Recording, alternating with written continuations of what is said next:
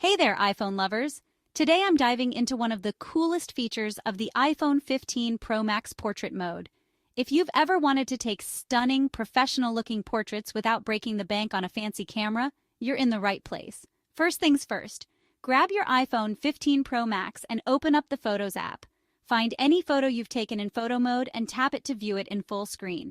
Now here's where the magic happens. Tap on the Edit button at the top right corner. If portrait effects are available for that photo, you'll see a little portrait button appear at the bottom. Tap it. Now, let's talk about depth control. This is your best friend when it comes to creating that dreamy, blurred background effect. You'll see a depth control slider pop up on your screen. Slide it left or right to adjust the level of background blur. Want a super sharp focus on your subject with a creamy, blurred background? Slide to the right. Prefer a more subtle look? Slide to the left. It's all about finding that sweet spot that makes your photo pop. Once you're happy with the effect, just tap Done. And boom! You've got yourself a stunning portrait all edited right from your iPhone. Remember, practice makes perfect. Play around with different photos, lighting conditions, and depth control settings.